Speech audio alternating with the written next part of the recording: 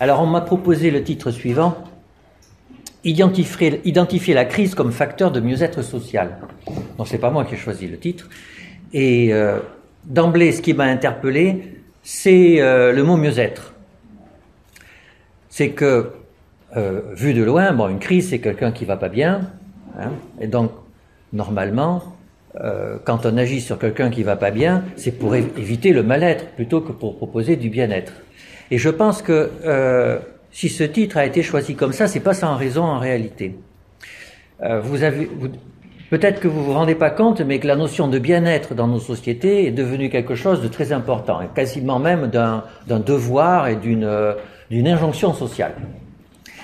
Et donc, je voulais faire le point un peu avec vous autour des mots crise, autour du mot suicide, puisque quand même la crise, ça veut dire crise suicidaire, autour de la question du mal-être, du bien-être, et puis de la question de la psychiatrie, parce que j'ai fait attention, mais dans le petit dépliant qui présente SOS Crise, le mot psychiatrie n'est jamais prononcé, mais on comprend pourquoi, hein, parce que le mot suscite des réactions parfois un peu bizarres. Mais enfin, c'est pas que ça. Il y a aujourd'hui un questionnement autour des limites que la psychiatrie doit avoir par rapport à la prise en charge du mal-être de nos concitoyens. Alors, pour ça, je vous propose de revenir très longtemps en arrière pour voir comment autrefois on conceptualisait et on prenait en charge le mal-être des êtres humains. Alors, jusqu'où on peut remonter? On peut remonter avant tout à la Grèce antique, c'est-à-dire il y a 2500 ans, ce qui est déjà quand même pas si mal. Il y a 2500 ans, vous vous rendez compte, déjà il y a 100 ans, notre pays n'était absolument pas le même, donc imaginez il y a 2500 ans ce que c'était que les cultures, ce que c'était que même la notion d'une maladie, même la notion de psychiatrie. Alors, d'ailleurs, si ça intéresse certains, je vous propose un excellent livre de Claude Quetel, Histoire de la folie, écrit en français, et qui commence de l'Antiquité à l'époque contemporaine. Alors, il dit bien Histoire de la folie, vous voyez, il dit pas Histoire de la psychiatrie, et vous allez voir pourquoi. Alors, premier point que l'on apprend, c'est que dès l'Antiquité, il y a des maladies psychiatriques. Et d'ailleurs, ces maladies sont pas très différentes de celles qu'on a aujourd'hui. Il parlait de phrénitis, de mélancolie, de manie, et vous voyez ces mots mélancolie et manie, ils résonnent déjà aujourd'hui. Alors l'autre point, c'est que à l'époque, la prise en charge des problèmes de la souffrance des gens, eh bien, elle était partagée entre les philosophes et les médecins. Et vous voyez que déjà aujourd'hui aussi, on a un peu la même séparation. Alors, de quoi parlait-on vraiment ? Il y a 2500 ans, la personne qui a vraiment construit ce qu'on appelait la médecine à l'époque, mais c'était il y a 2500 ans, encore une fois, est-ce que la médecine c'était vraiment la même chose que maintenant? C'est Hippocrate, hein, vous connaissez tous le serment de ce grand médecin qui était d'ailleurs peut-être plusieurs personnes et qui a écrit des milliers de pages autour de toutes les maladies. Et il a écrit un texte sur ce que c'est que la souffrance psychique d'un être humain à travers son tableau de la mélancolie. Et quelque part, ça a à voir avec ce que les écoutants ici vont recevoir derrière leur téléphone. Alors voilà comment, il y a 2500 ans, il décrivait ce que c'est qu'un sujet mélancolique. Alors il dit souci, maladie difficile, le malade semble avoir les viscères comme une épine qui le pique, l'anxiété le tourmente, il fuit la lumière et les hommes, il aime les ténèbres, il est en proie à la crainte. La cloison phrénique, c'est-à-dire le diaphragme, fait saillie à l'extérieur. On lui fait mal quand on le touche. Il a peur, il a des visions effrayantes, des songes affreux, et parfois il voit des morts. La maladie attaque d'ordinaire au printemps.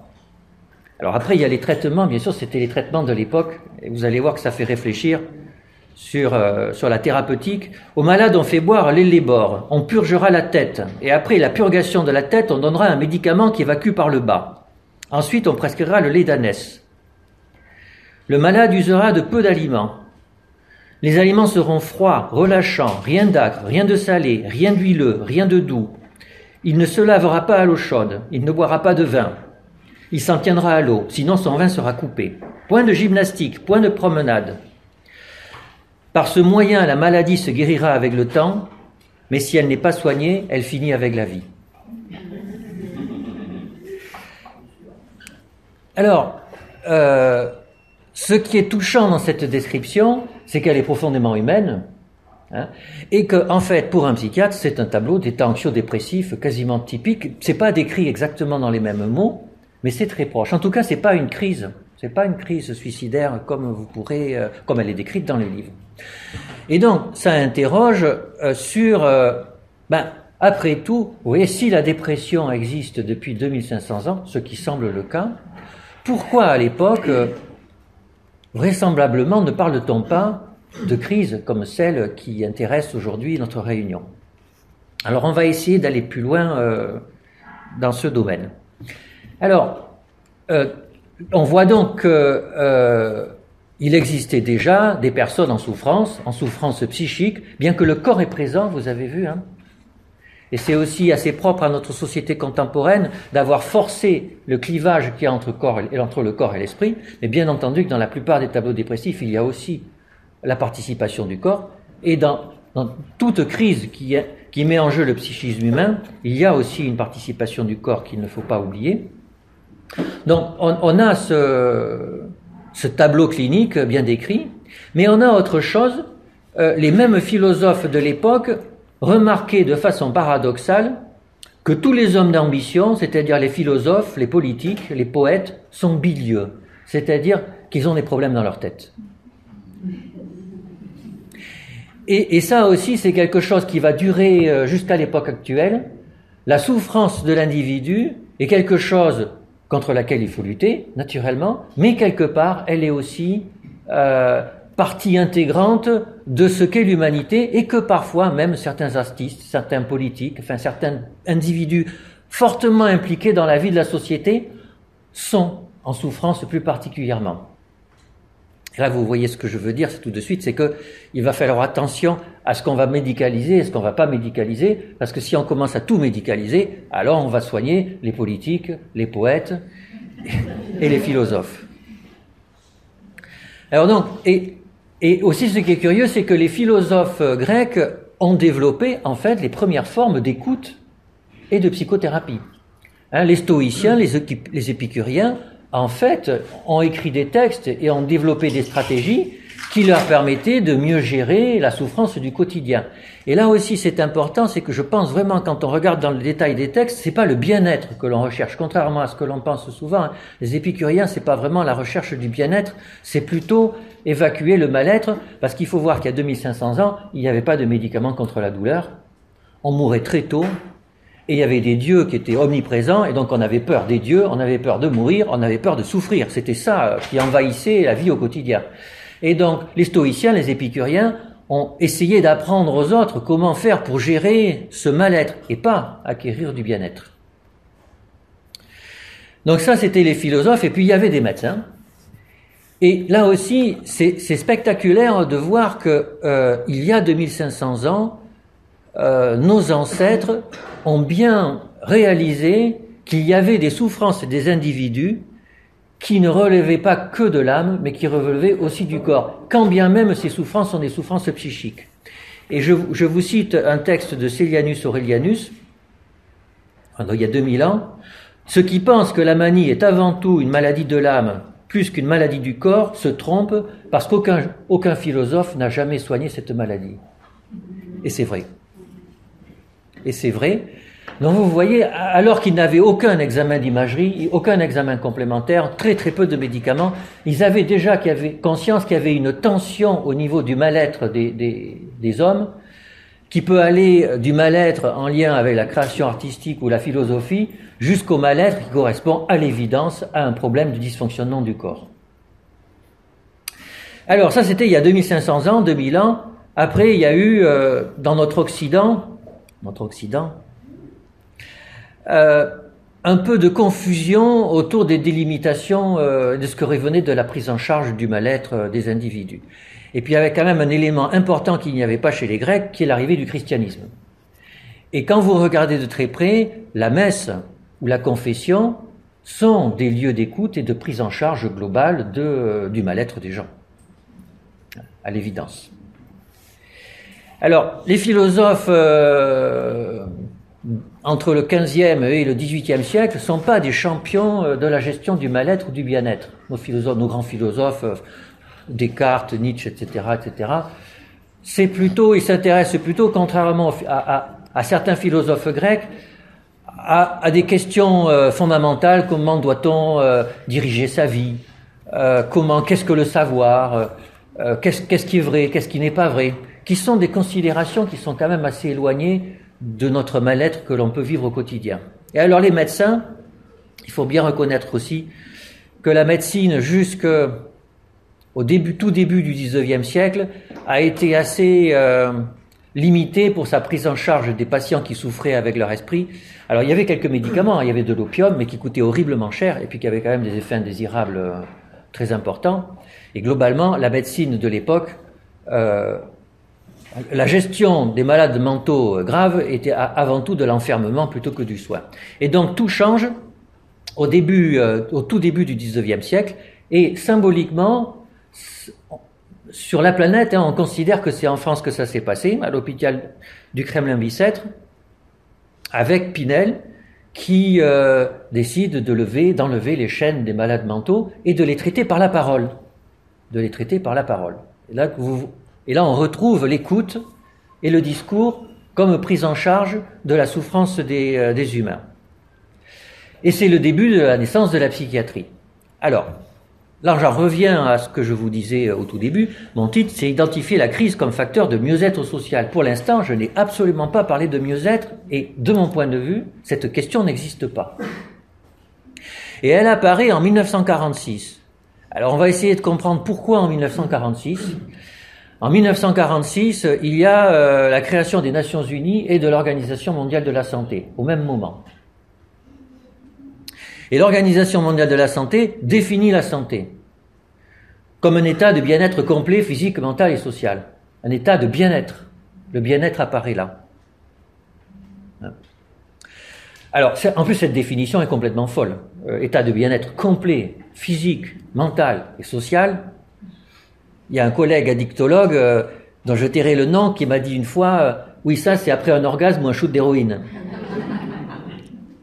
C'est-à-dire que alors, peu importe, mais vous voyez quelle ambition de passer à prendre en charge la souffrance des gens d'un côté, à avoir comme ambition de faire que les gens soient dans un état de bien-être physique, moral et social. Donc là, il s'est vraiment passé quelque chose, et on ne sait pas vraiment pourquoi, à ce moment-là, ça s'est passé. Alors en 1946, forcément, on est obligé de penser que c'est juste après la Seconde Guerre mondiale. Et que peut-être que, vu les traumatismes qu'avait vécu l'humanité à ce moment-là, on avait besoin de penser au bien-être. C'est peut-être ça. Peut-être que c'est aussi l'éclosion progressive d'un individualisme qui a été en germe dans les sociétés occidentales depuis le XVIIe siècle, depuis nos philosophes Descartes et compagnie, le sujet pensant, qui en fait n'était pas le sujet. Il faut voir que dans les sociétés jusqu'au XIXe siècle, le sujet fait partie d'une collectivité, d'un groupe, et que c'est extrêmement fort. D'ailleurs, il y a plein de pays où c'est encore très très fort, plein de cultures, où le fait qu'un individu existe en tant qu'individu, c'est quelque chose qui n'a pas tellement de sens. Donc la naissance de l'individualisme, qui peut être considéré à ce moment-là aussi, et puis on peut penser aussi à des tensions qu'il y a eu après les années 45 entre le capitalisme et le communisme, donc entre d'un côté la glorification de l'individu et de l'autre côté la glorification de la communauté. En tout cas, l'Organisation mondiale de la santé a posé cette définition qu'elle a essayé d'amender, mais qui est toujours d'actualité, que l'on apprend toujours aux étudiants en médecine. Mais alors, nous, ce qui va nous intéresser, c'est que ça, c'était une définition de la santé, même pas de la santé psychique. Et en 2001, on a une définition de la santé mentale. Alors, c'est intéressant parce que pour l'OMS, 2001, c'est tout récent. La santé mentale est un état de bien-être dans lequel une personne peut se réaliser, surmonter les tensions normales de la vie, accomplir un travail productif et contribuer à la vie en communauté. Dans ce sens positif, la santé mentale est le fondement du bien-être de l'individu et du bon fonctionnement d'une communauté.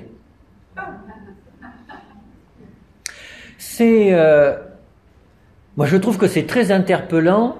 Bon, l'Organisation mondiale de la santé, c'est planétaire, donc normalement elle propose des définitions qui seraient censées s'appliquer à tous. Alors, le premier point, c'est que quand même, l'objectif de la vie, c'est d'accomplir un travail productif et de contribuer à la vie en communauté, ce qui quand même est une prise de position politique extrêmement forte. Le deuxième point, c'est que, eh bien, en fait, il n'y a pas de différence entre la définition de la santé et de la santé mentale. C'est une question de bien-être. Alors, on en arrive aujourd'hui en 2016 et on est vraiment au paroxysme de cette situation. C'est-à-dire que il y a une injonction à être heureux. D'ailleurs, si on dit comment ça va, si on dit ça va pas, oh, il fait chier tout le monde, il va pas, voilà, on doit être bien, on doit être bien. Le deuxième point, c'est qu'on doit être productif, on doit participer à l'essor de la communauté.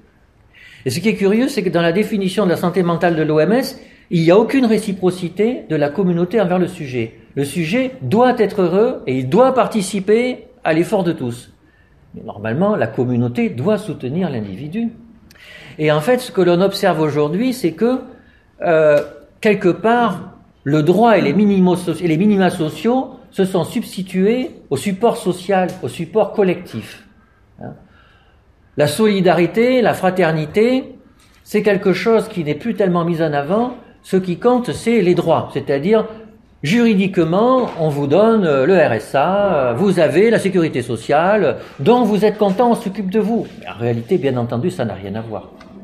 Ça n'a rien à voir.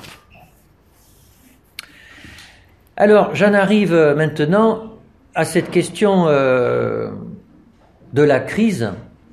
Là-dedans, d'ailleurs, quand on voit le document de la Haute Autorité de Santé qui s'est intéressé à cette question, la Haute Autorité de Santé prend bien la précaution de dire que ça n'est pas une maladie. Je suis d'accord avec ça. Je suis d'accord avec ça. Et que ça commence, donc vous en savez tous beaucoup plus que moi là, sur ce sujet, c'est pas ma spécialité, et vous savez que c'est un processus qui peut aller crescendo, qui part d'un sentiment d'être en situation d'échec, qui devient une impasse,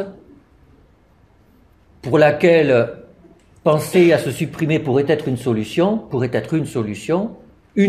qui devient la solution que l'on va mettre en œuvre. Donc il y a toute une gradation, un processus, mais quand même, vous voyez, ça commence par être en situation d'échec, être dans une impasse.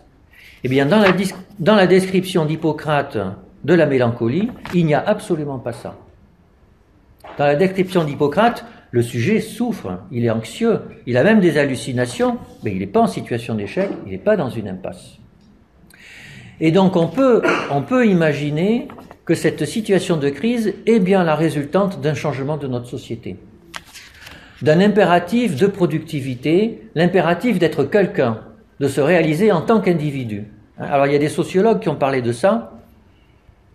Alain Ehrenberg, un sociologue français, qui a défrisé un peu la communauté psychiatrique il y a 10 ou 20 ans de ça, en disant que la dépression c'était la fatigue d'être soi.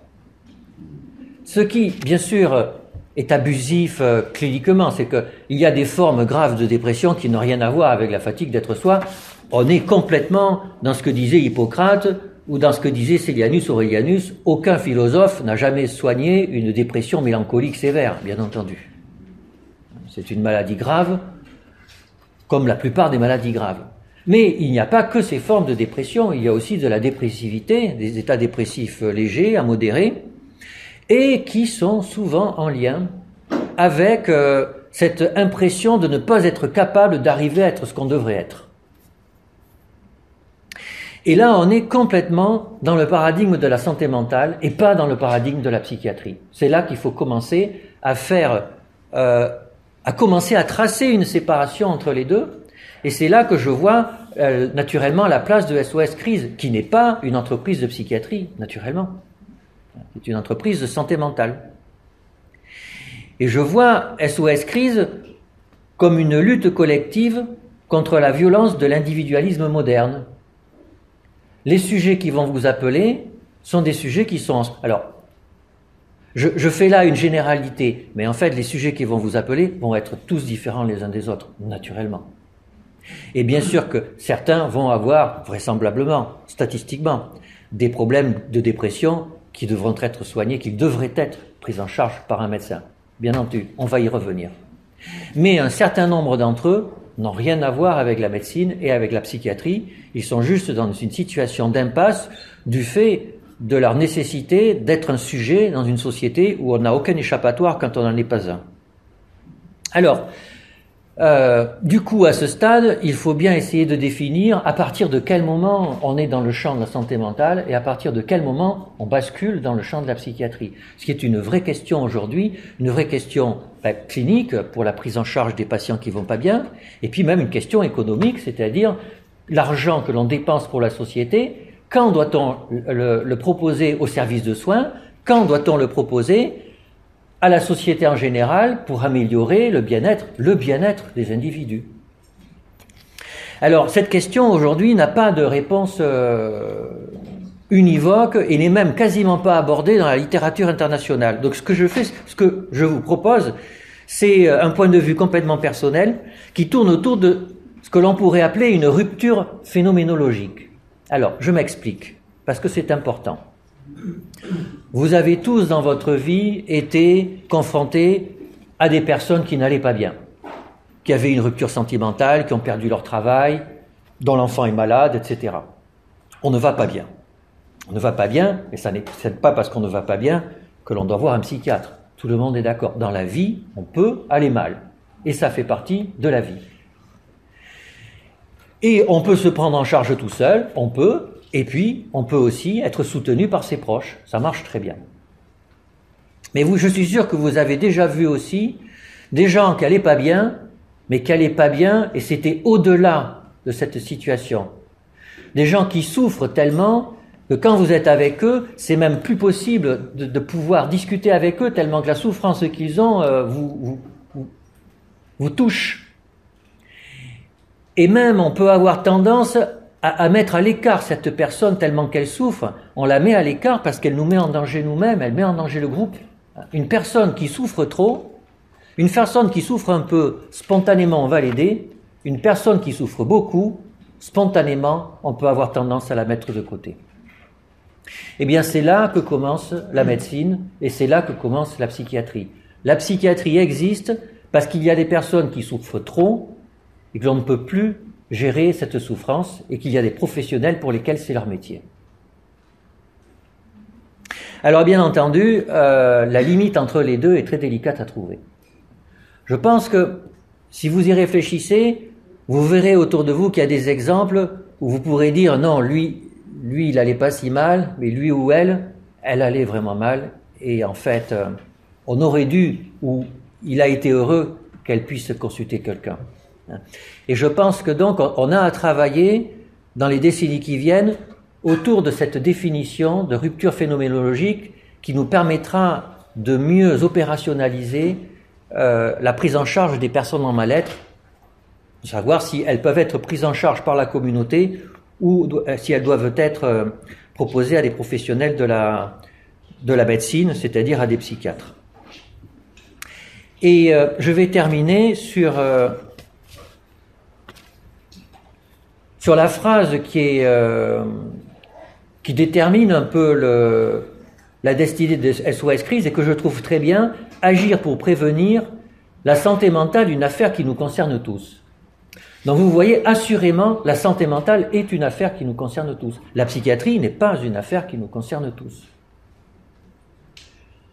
Il faut être à l'affût de la souffrance extrême de nos proches, que ça soit de la souffrance somatique ou de la souffrance psychique.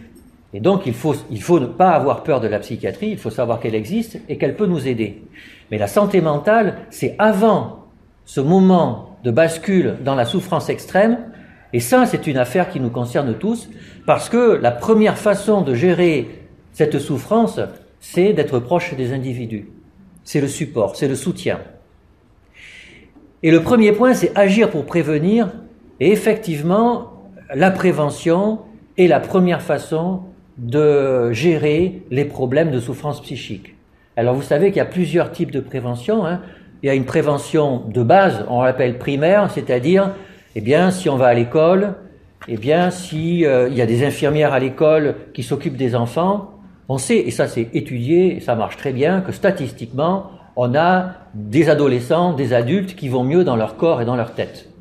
Et donc là, cette prévention est un travail de politique collective. Donc là, pour le coup, c'est l'affaire de tous. Nous devons investir pour faire que nos enfants, nos adolescents se construisent et soient les plus à même de vivre la rudesse du monde dans lequel on vit.